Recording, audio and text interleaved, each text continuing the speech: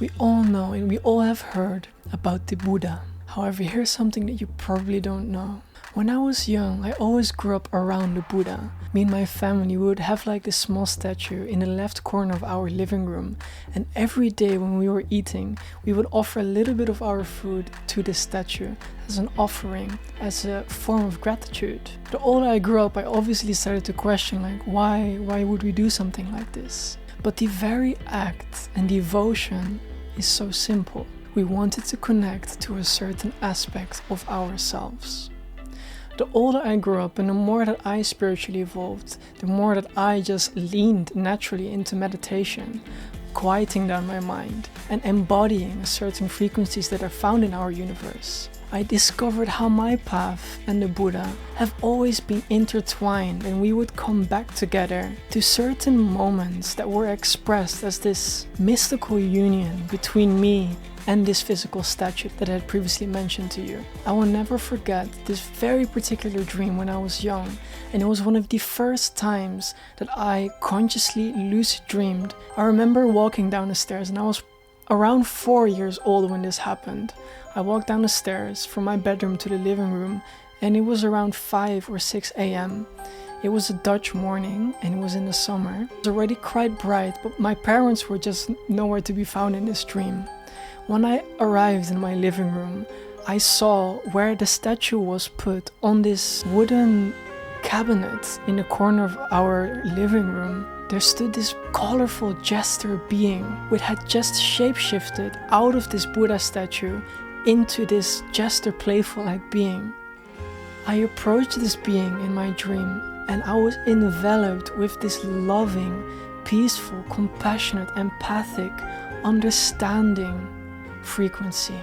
A frequency is a certain divided sense of energy found within the universe that we are in. The reason that we experience certain feelings and emotions, well, they are based upon certain frequencies and vibrations. And vibrations in our universe, we could see these as certain waves in which these frequencies are found at, express into certain realities that we can then experience as the observer of it. As I was with this jester-like being in my dream, I just remember feeling so united, as if I was united with a grandmother that has been grandmothering me for lifetimes. Yet it was this grandmother-like nurturing energy in form of a playful being that just wanted to play with me and smile with this understanding love. Fast forward a lot of years later in my life, when I was in Peru, I had a profound spiritual awakening experience, and I was calling with my mother about the things that I was going through, and I told her, Mom, I've been feeling really connected to the Buddha, and I've been keep on seeing visions of this statue which was in our living room when we were young. I know that you placed this Buddha in my bedroom looking towards my bed. I asked her, can you show me? She walked up, she brought me to my bedroom, and there was this Buddha statue that I grew up when I was young, and I knew exactly where it was placed because I was connected to this frequency of the Buddha, which this physical statue not only resembled, but this physical statue was the very embodiment of this frequency.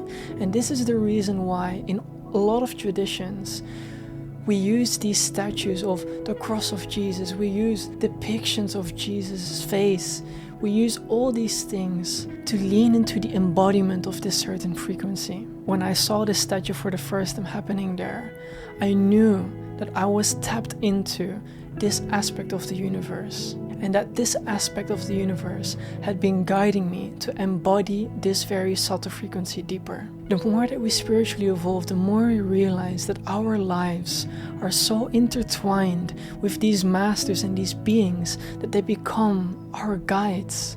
They become a part of ourselves. They become a guiding force, a feeling of truth that allows us to distinguish what is truthful and what isn't in resonance with where we are heading, what feels good, and what is allowing us to step into this newer, more peaceful, expressive, embodied, authentic version of ourselves.